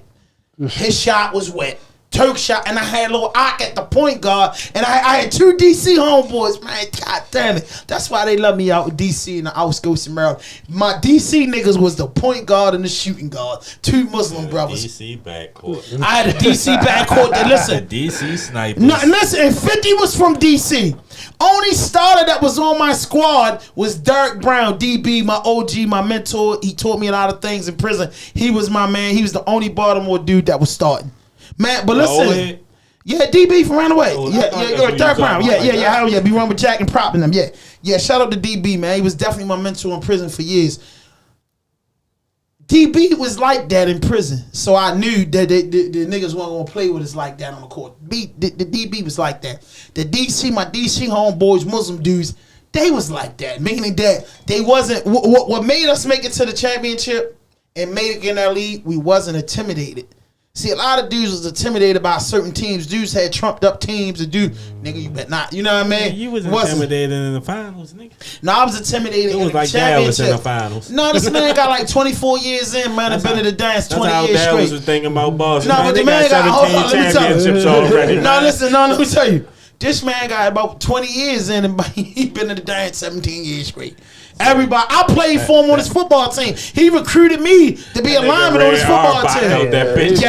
Yeah. And he was a butt bandit. He was a butt bandit too. Oh Lord. He was a butt bandit too. Old nigga that know your uncle and them. Listen. Listen. Old nigga that know your uncle. I know an old nigga that ran with Patton from around Libby Heights and Garrison, bro. Midway area named Curly. But Curly, you might know Curly. Old head Curly. Curly been locked up like 35 years. So Curly, he my man, because I told us some Libby Heights and Garrison in the area, and Curly just took a liking to me. And Curly telling me a penitentiary story one day. So Mr. Nick hollering at me about the football shit. And he'll tell him like, hey Nick, that's one of mine. So I'm looking at Curly like a big ass knife in my dick. I'm looking at Curly like, hey Curly. Fuck you, man. I'm one of yours. But Curly on some penitentiary shit. He's looking at Nick though. Yeah. Anything I'm trying to say to Curly, I'm like 28 at the time. Anything I'm trying to say to Curly ain't paying me no mind. He just gotta focus on Nick. Hey yo, that's one of mine. Basically just telling him like, shorty, that's my little man. Yeah, he can hang out, but I know what you up to when you do them young dudes. And that's what and Nick was. I gotta tell you this last story before we get into the topic. Mr. Nick was so much of a chump. They was doing count one day, man, and Nick had a motherfucking nigga wood in his hand, and they said he put it in his DOC shirt. Excuse me, I'll fuss up. It said his ID number. That's a joke. That's an old penitentiary joke. He caught him giving a nigga, wiping a nigga down. He had the man wood in his hand. When they pulled the curtain across, he said, "What's wrong?" 172-334. What's wrong? That's what I heard. Shout out to no shade. No shade. But yeah, that's the end of the story with that. But I got knocked off by Mr. Nick. And listen, I left the jail. Pause. Oh yeah. But listen though, pause. No Diddy. Butt bandit. You gotta pause. No, yeah, you know what I mean. He's like your uncle. What's his name? Your uncle, Mama. He's like my uncle too, Billy. He's not my uncle. He's Billy like my uncle. He's my cousin's father. Let's say this, he's my cousin's father. Yeah, Billy. And my cousin a chump too. So I mean, he come from a long line of chumps. Yeah. But that's the story. I went to the penitentiary playoffs my first year being a coach. I didn't try for 2 years, and then after that, I tried to have a softball team. I had a softball team in Brockbridge that was pretty good too, but I got transferred. Yeah. Come on, man. The prison, they had the boy Hollywood. Matter of fact, that was my team. Big Hollywood and them from out of St. Mary's and them. You know what I mean? But our team got crushed in softball. I was only legendary, and then I played for different times. I was a lineman. You know what I'm saying? Defense, offensive lineman. I remember one time though, bro. I was run you over, son. I don't know, yo. Hey, Kenny, I'm tell you the truth, bro. Your boy Ham, yo. I got locked up. When I got locked up in 2005, I just coming off of getting shot up. I was all fucked up, yo. Your boy went into Towson Detention Center weighing 222 pounds, nigga. That prison shit, nigga. When I got out of Hagerstown, and by the time 2010 came, bro, I was like 320 pounds. But listen, 320. No, eating good, but I'm talking about, and listen, I don't know if you remember Truck from around the way. Just hang down Edgewood. Big Truck with the dreads. But Truck big as shit. He used to be skinny dance all the time going on Hampshire. Truck was up that bitch and got me into powerlifting. So I was going in the powerlifting with truck every day, and I got so fucking big. I remember my man from DC, one of my homeboys from DC, tried to blindside me on the field. True story. He comes from the blind side of me. I'm talking to my man. Kenny, I'm lying up front. The law strike me down there. Law he comes full speed because he think he about to blindside me. Boom! And on the field. Like a Ray Lewis tackle? Like a Ray Lewis tackle. Yo, I swear to God, yo, he ran into me, bro, and bounced down there like a half a foot across the field all on his head. When he hit me, I'm like, what the fuck is you doing, bro? He fell all back. He like, hey, yo, you squatted. Yo, he just ran into my back because at the end of the day, man, I was putting 500 on my back. 1,000 on my legs, you know what I'm saying? With the leg machine, put 1,000 on there. On my joint, the deadlift, I'll probably do like 800. Cause that's what I was focused for. Cause niggas told me like, yo, deadlifting, squats, and that leg machine gives you that. You know what I mean? I was a big boy, so I wanted my legs to be strong. And then that deadlifting shit gave me that shit. And I wasn't the weakest thing that I was in prison that big was the push. You know what I mean? My man Mikey will tell you, me and Mikey was on like a 230 bar, 250 bar, sometimes a 180 bar. I could push it, but I just want my burnout. I was even better with pullovers, you know, the joints that you do like this. When you come up with the weights, bring the weights up out here, boom, boom, come back down.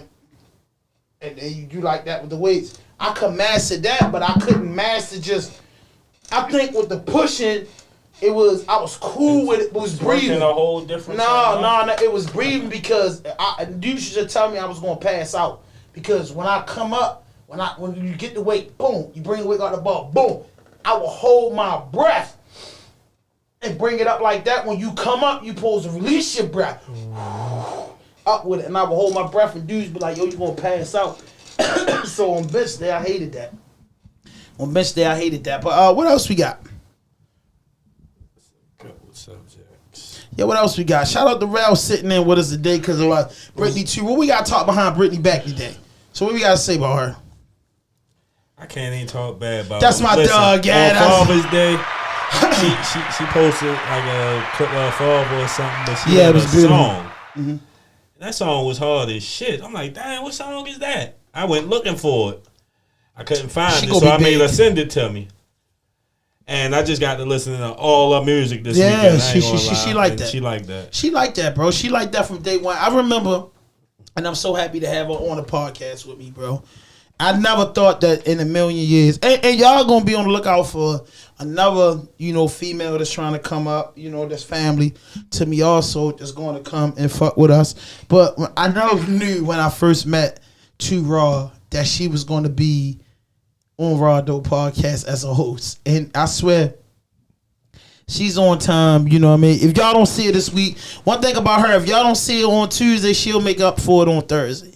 You get what I'm saying? I never thought she was going to be here, man, but I think like she brings a great addition to the show. You know what I mean? I can't believe we don't have a lighter, bro. I ain't going to lie. I'm kind of hot. YouTube regulations over with.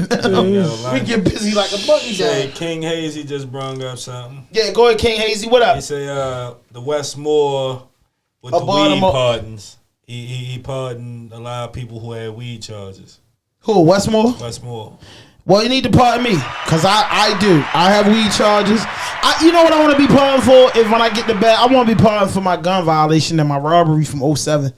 Because I ain't realized that I did. I need gun too. I need a gun charge. Gun. You got a gun charge? I need a gun charge. Gun. The gun charge not a felony though. But my shit became gun charge. No, mine became a felony because my gun was stolen. Mine was in commission of a bunch of drugs. Yeah. When they hit Mom Duke shit, right? No, not my brother house. Yeah, but Kenny, if your name was on the lease, yeah. No, it wasn't. So you could beat that. But I lived there, and they knew it. They had all the evidence in the world. Damn. And they convicted you of that? Yes. So, Ralph. Yes, sir. What type of productions you gonna be bringing on this Rawdope back block music shit? Some hard hitting shit, but some shit that still can make it to the radio. You know what I mean? Some underground bangers. And by the way, Rel, I mean to cut you off. Rel just introduced us to the new Rawdope look. We looking at that now. Yeah, Rawdope. We got. Listen, Kenny, you never did this. And then I gotta lean on Kenny, and you don't lose that thought. Yeah. You never lived 3 houses away from the corner. So as a kid, when I used to sleep in the living room, the way the lights is going, remember the fucking billboards used to be lit up and shit? Or the street light here? No, not the blue lights. I'm talking about the 80s and shit. We always lived 3 houses from the corner. I lived 4638 Wrightstown Road, 3 houses from Wrightstown, Virginia. So we heard the cars all night riding by, and it's like how the shit is going, how the light is dimming in and out. That's how the street lights used to be. So it just reminded me. Then the car right there. Look at the TV. It looked like the car stopping with its brakes right there. That shit hard as shit. Look, it looked like a detail, don't it? It looked like it's stopping with its brakes right there. Yes, go ahead and finish though, Rel. What you bringing us? Depend on what, I want to hear what the artist got, you know what I'm saying? And then, I could tell it, but, my shit is just them drums going to hit hard. You know what I'm saying? I make my own samples, so you know what I'm saying? I ain't got to worry about sample clearance. Yes, God. You know what I mean? And then you got the best host in the world for your shit. Yeah, me. So, Me. People might think because I said 21, I think what you think, Kenny? Skit in the beginning, skit in the middle, skit in the end? But I'm getting in there with them artists because I'm telling you, bro, like when we get the studio where we wanted to be, I'm in there with them artists, and them artists is no Fat Ham as he like everybody music. They don't know Fat Ham in the gym. I'm a big guy, bro. I want you to lean on me. I want to cry in the gym when I lose this shit. I'm in the process of losing some of this shit now, but I want to cry. I want you to make me mad. You get what I'm saying? Because that's what motivate me. So when they be getting in the studio, I'm telling everybody, you don't want no session with me because I'm quick to tell you. Like, I tell you because I'm not an ignorant person. My grandma always told me, you don't got nothing to say nice, don't say nothing at all. Yeah. But when we in the gridiron, I ain't got nothing to say nice if you fucking up. I never liked that whole term. Don't play with my grandmother. Don't play with my grandmother, bro. I never play with your grandmother. Nice if I really... I never play with your grandmother. Play with your grandmother. You know my grandmother, everybody grandmother, if that's how they feel. Yeah, nigga, but you know my grandmother personally, though. That was some old... But you know my grandmother personally. Yeah. Miss Fanny said and that's she what we never say nothing to me in that nature. Because she liked you. And I'd say, I didn't agree with that. You know why my grandmother never said nothing to you? Like you know why my grandmother never said nothing to you? Say these stupid things. Because she never seen you going in the basement. I never went in there. Yeah, so you ain't never going in the basement? Not to stay or nothing. I might go down there. So I went because I was getting ready to swing on this nigga. If you sit on this motherfucking camera, tell me you never been in 3905 basement. Nah, you was a motherfucking liar. Next door basement or something. Man, their basement was messed up.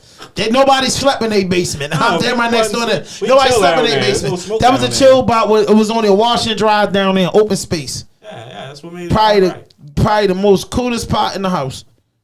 Now, man, and then by the way, people want to know what Rawdope colors is. It is silver, gold, and black. And reason why the razor right there, because people ask me all the time, why is the razor? That means that we cutting through the edges. We cutting through the tough. If you know what a razor did and you ever broke a razor before, that's what we doing with our platform. You know what I mean? We breaking some hard stuff up with that razor. You know what I mean? We burning the tips on the bags with it. But that's it though, bro. I feel like you gonna give it that knock we need. Yeah, just that knock, you know what I'm saying? And I'm one of these guys that I can just sit around listening to beats all day. And I've been waiting on a beat package to listen to for a minute, so you usually have bluffing nigga too, bro. I'm cooking them up, man.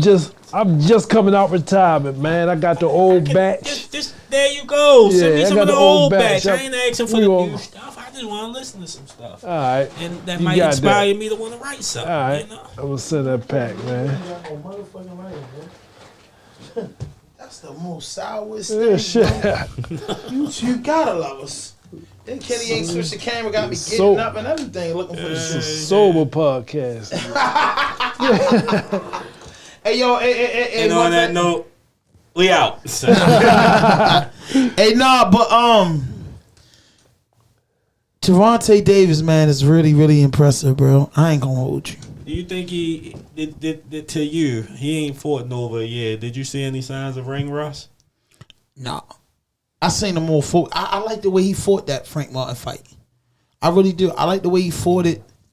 He got his ass with the first 4 rounds, man. I really ain't like the way he fought it. He was getting hit too much. But at the end of the day, Frank not really a chimp.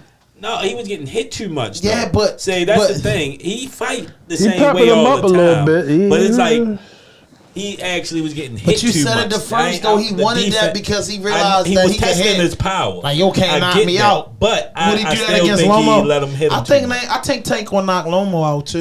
I think he'll knock Lomo out. But I think Lomo gonna knock everybody out. Way more punches than Frank did. Yeah, Lomo throw from some crazy ass angles. But what I learned is I think Gervonta Davis is going into the 7-12. Cause I told my girl, I was like, yo, if it's a bet in Vegas or anywhere, I'm betting 7-12 because he getting it over with. Because at the end of the day, from watching, what you say, fucking all 30 of these fights, I seen all 30 of these fights, whether in jail or on the streets. And I remember a newspaper article.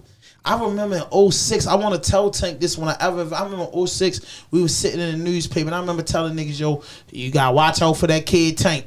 Because I think him and Kenny and Calvin had a spread in the Sun newspaper or something. Whatever it was we read in jail, Tank name was ringing bell. Maybe because, Coach Calvin did time and he was still in, Kenny and them nigga street dudes.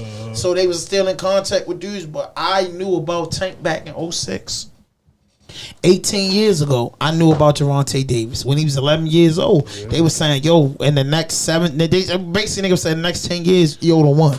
And damn sure he was. Stay focused like he is now. Y'all hear about the boxer who got killed out Anne Arundel County? No. Like yesterday. I did. What's his name? I hope it ain't my little man Matt. MMA fighter. Oh yeah, that's different. Yeah, African guy. He probably. No, he was young. Yo, one thing about it, bro, I don't like the idea of giving rounds away. I think every second of the round needs to be his, no matter what. Yeah. Bro, King Hazy, I'm gonna say this. He can't play like that because if he can't go to the game of distance. Boxing is like chess. You must think first before you move. What Tank did coming out of jail is he told him he had all the aggravation in it, so he saying, nigga, give me your best shot. If your best shot not finish me, I guarantee you my best shot to finish you. That's how I took it. If it go 12 rounds, the judges, you don't know what they're going to do. Tank ain't going 12. Tank finishing it at 7-12. I say 7-12, but it will be finished before 10. But if you say that too much on the internet and then the betting clause. But they try to say that Tank, they try to really say that Tank had a fake knockout. I said, shit, when he tapped him the first time, he missed him. And then he hit him with the uppercut. Then he caught him. He tried to kill him with the uppercut. That put him wobbled him. When he got wobbled, he tried to get back up. And while he was in the process of getting up, Tank hit him with that brick hand. Say, no, don't get up. Stay there. It was one of them. So y'all stay right here. Stay right here, man. Okay, I got this. I just looked it up. Okay, allegedly proof of payment transaction between Not Like Us, Scream Booter, and Kendrick Lamar manager Anthony Salah has surfaced. The Scream Booter claims a $2,500 down payment was a deposit for 30 million screams. The whistler is speaking after receiving threats to be killed from anonymous individuals. If y'all know they laughing. What do y'all think? Is the first nigga to pay for views? Right. Nah, dudes pay for dudes every day, B. I made it tell the nigga I paid for him before, but they took him back, so I ain't play with him like that. Somebody ain't get paid or something. Yeah, they took him back, and if you could pay and bump it, and why play with the people though if you know you need them people and they can put you out there? Why would you even play with them? Girl, I don't know, bro. Why dudes would do it, but $2,500 for 30 million ain't a bad deal. Nigga got me Ray Paul.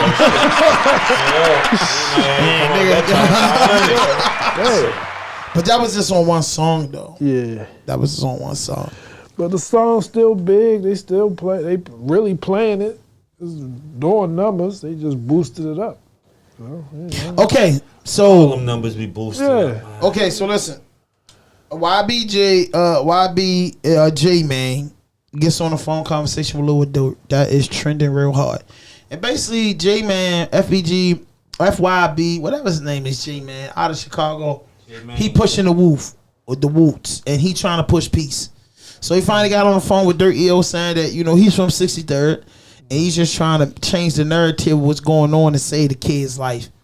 You know what I mean? But people are grilling him and saying, nah, hell no, too many people died. But, you know, when you got, like, dudes like Butter representing the set in the area, man, you need dudes like J-Man. I don't know, man. J-Man, it's mixed feelings about it because so many dudes died from 63rd because of those dudes, and J-Man trying to push the peace. I don't know, man.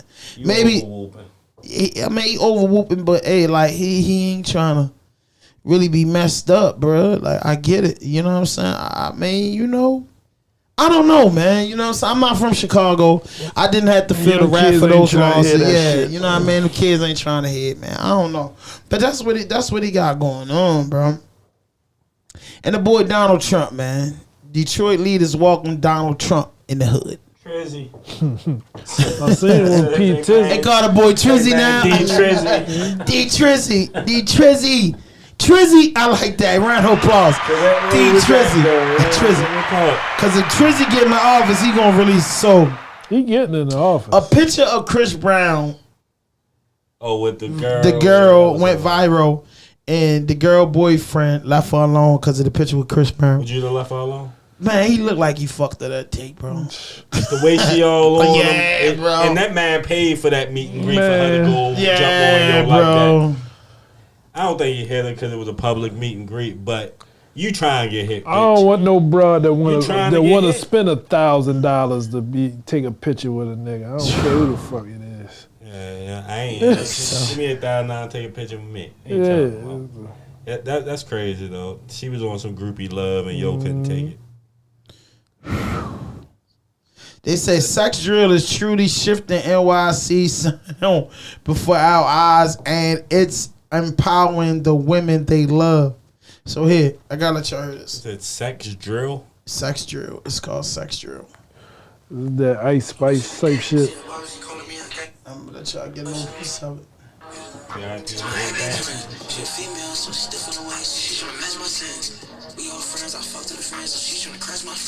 Nah, I can't do nothing with that. You make them type of beats? Nah.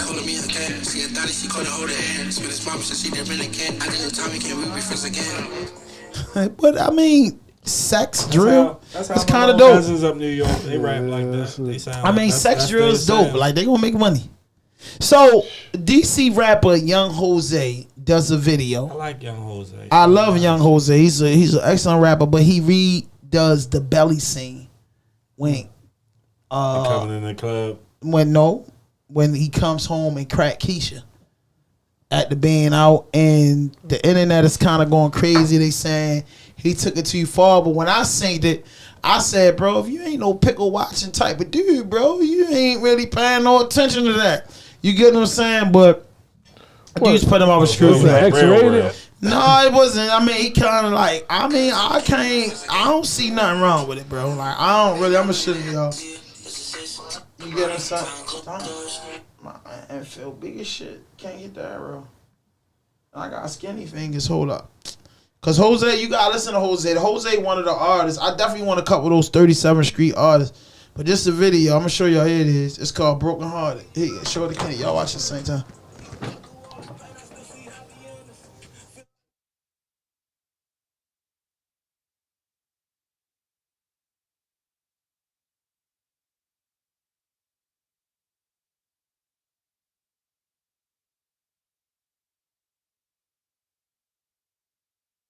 I said the same thing. Like, what is the problem? But look at the comments. You can see the problem right here. He's got 336 comments. Niggas always going. Listen, look at just read some of the comments, bro. What the fuck? This and that, that and this. Oh, what is he? He took Illuminati. Like, come on, bro. Did you see Belly? Did you see Belly? Like, come on, bro. Jose's a different type of artist. You know what I mean? They went crazy on him, like, bro. But that's a good thing. Chicks is digging it. Hey, that's all that shit mad. That's what look at my comment. My comment is up there, like, bro. Jose's a special artist. He's different. But this video wasn't really broken hearted. It wasn't really for like niggas. The song for niggas if you want to listen to the video for the chicks. Like and all he did was do what DMX did in Belly.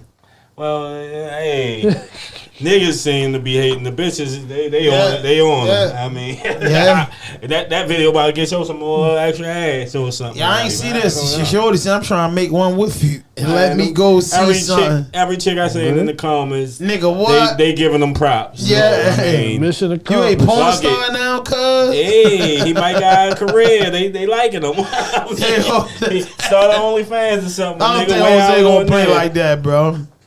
Hey, y'all like that joint. Y'all don't think Jose gonna play like that. Jose, yo, a young artist out of DC, man. 37th Street, stand up. Killer. KRG Killer. Young Threats. Young Jose, man. Whole 37th Street, man. DC, stand the fuck up. My ox down there. You feel me? I really, really, really fucks with them music. And you gotta check Threats out. Threats is Jose's brother. Nigga, this Threats, nigga. Yeah, and listen, I want to get with Threats and tell him he should do that. He should do it. You gotta sample this Threats. You gotta sample Threats. And yo, they hot. And then No Savage is from that same neighborhood. Yeah, I know. You know what I mean? So I think when they was on the podcast, they talk about real highly of No Savage. Go check out these guys. And episode Kenny, something. I gotta tell y'all, I want to do, and we might can't put the bag behind this. I mean, charge the bag, but I really want to put a sprint up on 37th Street and do that. I want Jose, Threats, and Killer to do 20 bars apiece. What's the other little guy that's nice from out there with? My man, Mobish. Our man with the dreads. Oh, E-Class. Mo. Yeah, E-Class. E-Class be on the podcast soon. He just got a... But see, E-Class is a friend of mine. I met him through Spotty. Yeah, you know the history. I met him through Spotty, and then we had our own relationship in prison. And then after that, Spotty gave my number. Yo, Fat Ham on me doing the podcast. But we was all... I'm a few years older than them. But, you know what I mean? They were younger than me. But I know when I got out the bar, I was 25. And them niggas was 19, 20 years old. So at the end of the day, though, and then I look young for my age. So... At the end of the day, we was all young niggas. Fucking like, I don't give a fuck what you said. We was all locked up in a slave master joint. So, Raul, just tell us some of the joints, I named a few. But give me your 3 top best moments in hip hop. Since you've been doing production. Some of your best moments. Oh, my best moments? When Don Q hit me and told me that Pusha T hopped on the track with him, that I did. You know what I mean? That was probably the biggest name I got on the track. Pusha, with one of my favorite artists that I was really listening to. You know what I mean? So words of wisdom. Let me get to this. Pusha T is the #1 rapper in the DMV. Talk to me, Kenny. Including Baltimore. But Virginia Beach don't claim the DMV. They like their own little world. Like how Baltimore don't claim it? No. Yeah. The DMV is maybe Northern Virginia, but they from Virginia Beach. But they if you say Virginia, and when you say if they want Baltimore to say, yo, we part of Maryland, which we really is. Yeah. Virginia is part of the DMV. Yeah. It's just the MARC train don't go to Virginia Beach. Yeah. But what else are y'all gonna claim if y'all don't claim the DMV? Because the South is not accepting y'all as the South. Us, like how we say. Yeah, they Push the fuck DMV. with Baltimore. It's heavy too. He fuck with Baltimore. 3 moments in hip hop. Damn, I put too much soda. Let me get another one. Anybody know I always drink a bunch of soda with my liquor? I got a bad stomach. Shut up, Kenny. Kenny, you can't drink no Jack straight. That's all I drink is straight Jack. Man, I'll drink you under the table, Kenny. You're right. I don't drink, but I'm gonna drink what I'm gonna drink, and it's gonna be straight. One of the best time, probably the first one was when I got actually got a first label check from remember Dead Press? Yeah. Yeah, so You did something for that? yeah, My nigga. yeah. They from Baltimore, right? No, No, New York, Wu-Tang, right? Not with them, but they underground with them? affiliate, but they so you know what I mean, the joint ain't get released, but I got, you know what I mean, a little check from a label check. Was? That was a weird thing. Yeah, it was $1,500. Jesus, that's nice. It was $1,500. And that was in the 90s or early 2000s. That was in the early 2000s. But $1,500 in the $1,500 for unreleased it was tracks equivalent to back, $5,000. back when I was giving beat CDs away at 5 Seasons and shit like that. Yeah. Back, you know what I mean? So to actually, you know what I mean, hook up. That's where I hooked up with my dude Gas from New York. That was really pushing my shit around New York, and you know what I mean. He you know, he was putting shit in people's hands, and then you know what I mean. From there, Man, so I got a comment that said, "Who told you look young for your age?" They lied. That's what it said. Who said that? I said. Thank you, bro. Thank you, because anybody that know me, I want to age. that's right. You get what I'm saying? Who said that, Candace? No. Who? It ain't even in the chat. It came through my phone. Who? Man, Okay. say somebody I know. You don't want to say somebody we know? No. Yeah. Somebody we know? Because Yeah. because I hate homeboys. No, it ain't no homeboy, though. It's somebody I know. Listen what I'm saying. Listen. All I'm saying is this. When if it ain't females or like job friends, like I tell my niggas from Ricestown Road to Libby Ice and Garrison, like bro, dog, we know the same people. So I don't go around many people that doesn't know Kenny. You get what I'm saying? Now maybe I know a lot of people that don't know Kenny. But listen, let me tell you, I know a lot of people that know Kenny. 60% of the people I might come around, and especially since we doing a podcast. Yeah. But Kenny know good and goddamn well. We done been in a lot of places where sometimes I have full conversation with people that I have no fucking idea who they is. That's like me. I do that. Bro, like, pull me up in the mall, I be so hurt because I be like, who the fuck was that? Like, who was that we seen? Yeah. No, earlier, before we got here in the bar. I know the face. Yeah. I couldn't place it. Who was that? Crazy, bro. Yeah. Who was that? I just go along with it. Yo, bro, I be crazy because I be like, yo. Remember my name? And all, hey, Kenny, what's up, Kenny? But like, when you been hanging out since you was like 11 years old, I already been hanging out since I can honestly since like 12, since my grandmother passed, like really up the porch, like doing my own thing. My grandmother, before I moved my great grandmother, so it's like I know so many people from so many different places, and I be worried because I remember that like from like 12 years old to maybe like 25, I was an asshole. You remember? You ever forget anybody you was beefing with? Goddamn right, I went to prison. I went to prison. You know, niggas was pulling me up. Hey, bro, niggas change came out. Remember you go squeaky bank me. I remember you and but you know what I mean. I'm just using them names. So it's like I did so much shit and forgot about it because when I was younger, I might commit 10 crimes in 3 hours, bro. So the fuck make you think I'm thinking about the shit we did when we first came out? Like, we cut the gate to the pool and didn't even go pool hopping. We came out in the cut on Main and broke in 5 cars. Ain't getting nothing. And now we just walking towards Kmart's with fucking dent pullers on thinking that Grantley Avenue, Grenada is like the county. Right, it's sweet. You get what I'm saying? Like, bro, like I did so much shit. I remember coming straight out of Forest Park High School, and I don't know where my man Dave, but I told my man Dave, like, yo, that car open. Like, we was like 15, 14, my first year at Forest Park. I'm like, yo, that car open, yo. I checked the door earlier. Man, Dave went straight forward, man. This fucking Buff Bagwell nigga. Like Buff Bagwell. You know, that was a big name back then. Buff Bagwell. Ran out there. This nigga had one of them skinny tank tops on, like bodybuilding. He came out. Now, he ain't fuck us up. He fucked Dave up. Y'all ain't helping that man. Yo, you sent Dave to the car. It was like, yo, supposed to big buff with the stick or something. Listen, we was really on. Johnson, no, listen, I'm gonna tell you where the crime was at. Literally, you know how you come out of Forest Park and you walking down towards Liberty Heights, but you cutting through the field to walk down Chad. We them first couple houses, we try to steal a car from right there. My sister used to live right there. there. Yeah, man, like we tried to steal a car from right there. That man ran up with that motherfucker out. He got to tussling with Dave and shit. We like kind of intervened, but Dave was kind of mad because we ain't chipped the man. But we like, yo, that man look like 35. I was supposed to jump on him, man. Y'all left Dave out there. Y'all left the little homie on man, stuck. Dave had to prove himself. You left the little homie on stuck. No, we ain't leave the little homie on stuck, but we just had to prove himself, man. I've been breaking crimes all morning.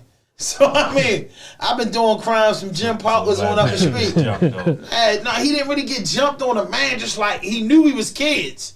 So the man just like, the fuck? Like a little tussle with the hole up. So the man really didn't want to get jumped, but he kind of roughed Dave up. Dave was mad that we ain't come to his rescue. As like he should have been. Yeah, I'd have stole one of you niggas. He wasn't never going to steal. Nah, I rarely would have stole one of you. I'd have beat the shit out you. You got so the y'all shit let beat me out get. you. I just got the shit beat out because y'all niggas ain't helped me. So now I'm about to steal shit out one of you niggas and feel better about myself. Man, we beat the shit out you, bro. So I just got beat up. Cause nigga really, man, nah, yo, he didn't get beat up. He went with us. I got strong arm. This man just tossed me around like I was a kid, and y'all ain't helped me. Now y'all's bitches tell me, so I'm stealing one of you bitches, and we can be friends after I steal you. Dave didn't do nothing like that. I know, Dave's a chump. Dave wasn't no chump either. Dave just like, he got over it. To the pop. We didn't. You pop who? You like, man, shit, nigga. Yeah. And listen, Dave did more crimes with us later on that day. We was successful. He was crazy. He shouldn't. No, he wasn't crazy, bro. Listen, if y'all got caught, y'all wouldn't have helped him. It was his initiation into the crew. I ain't into initiation. Yeah, it was, nigga. You gotta commit a crime by yourself. That's why I'm a leader. I'm not following behind. Bro, like what I'm saying, we were 14 years old, bro. We was 14 years old, bro. We was 14 years old, bro. I gotta get beat up. We was 14. We was 14. Yeah, I don't like hanging with you. We was young as shit. We was 14. Dave didn't get crutched. We approached him. We might have jumped on the man, if I'm not mistaken. We ain't fucked the man up. We got the man off of Dave. That was good enough. But it was funny as shit though, because it was like Dave and like five. It was five of us. Dave was the sixth man. He was the extra man that day. When he went over there, the man like we let the man get with him for about a minute, and then we went over there in the system. See if Dave can handle himself. See if Dave can handle himself. Hey, bro. That's what I'm trying to say, bro. See if Dave can handle himself. Let's see. Yeah, that's all, man. Bro, man, though, man. Yo, there we go. Last time I seen Dave was in prison, and if I know Dave was doing wild shit. So Dave, if he home, Dave doing the right thing. If he locked up, Dave got a big number. Damn. No, that's my man. Ain't no in-betweens for the man. Yeah, ain't no in-betweens. Ain't no in-between. Dave got a big number. If Dave ain't dead, he ain't in jail. Dave somewhere, with a family somewhere chilling. I remember his mother passed away. I ain't seen my man in a long time, bro. Like, them dudes my mans. But like I said, Dave had to prove himself. I had to prove myself a couple times, bro. I kicked some doors, broke some windows, and shit like that. I got chased. Who you proving yourself to? And nobody, just proving that I got heart to go do the shit. so you like how that nigga Gangsta Williams was saying, like, I just wanted to be bad. Just wanted to be bad. Yeah, because I thought that was the way. I called you niggas assholes. And what? No. By the time I was that age, by the time really when you was calling us stupid, niggas was like 17 to 20. About 16. It was still on the same just want to be bad shit, nigga. No, but after that, when we was 16, we was into it with a lot of shit. So yeah, just wanting to be like, badass. You know what I mean? And then it wasn't even badass because like I fuck with my Midway niggas. You know what I mean? My Junction niggas, my P-Mount niggas, my Liberty Heights and Garrison niggas, my Chelsea niggas, Chelsea Norfolk, Chelsea Fairview, Oakfield, Fairfax, all the blocks around. Niggas be getting into shit. So at the end of the day, you link up with a nigga and he tell you got a problem, bro. We just own one with him. You get what I'm saying? That's how I was back in the day. You know that. You know that. The neighborhood might have been divided by blocks and everybody got this, but really everybody was kind of like together. It's a big community. It's a very big community. So if I'm down Midway fucking with Frank and some of the guys down that I fuck with, I'm down Old Block before they was calling it Oakfield, Mrs. Oakfield. Like, bro, it's a store now. I'm fucking with Bam, and then we used to hook school together. You know what I mean? Or I might just listen, real shit. I would come all the way from Liberty Heights to Arizona on a Friday night. He'll tell you by myself to go hang on the porch with them to battle them. And my mans and them be riding around the neighborhood the whole time looking for me. Your man wasn't lying to you. I'm really bit. I'm taking this shit serious. Right. Niggas will pick me up from down there and find this before Beeper. I mean, Beepers and phones was out, but we didn't have them like that. But I will go hang with Kenny, Jeff, the crew, and sit on the porch with them, argue about basketball, because that was the first. Kenny whole crew love basketball, argue about things. Niggas ain't like that. You just got trash on the court. But when we start with that, nigga, what you trying to do? They had one nigga in their crew. It's my friend to the day, Philippe. He was my man because he never gave up. And he talked as much shit as me. So it was exciting. Just too loud ass. Yeah, so me and him would be once I get down there, it's me and him for the rest of the night. Philippe can get loud. We argue about hip hop, I swear to God. We go from battling to basketball to arguing about hip hop. I loved it. You get what I'm saying? I really loved it, bro. And to this day, that our neighborhood is not like that. And I'll be like, damn, yo, as a kid coming up loving hip hop, my day started up. I used to make tapes. I swear, I should have been a DJ. I used to make tapes, hard ass tapes. Like when I realized, you can cut the button off and then put this. I was a mixtape. That's what I used to make. The pause tapes, bro. You know what I mean? I might have Clans, Posse, Cruising. Listen, one of my favorite mixes was I would play Clans, Posse, Cruising, Clans. Ain't none of y'all niggas fuck me and my man. Cruise, Posse, Clicks, and Clans. Can't none of y'all. Then I might come back in with the cut that clip that right there and they come in. Wu-Tang Clan ain't nothing to fuck with because that's OGC help the scout. They're beefing with them, man. Yeah. So I just love hip hop, man. With just everything about hip hop was just great. And the early days, I still love hip hop. I like Yachty. I like Tron. I like different music.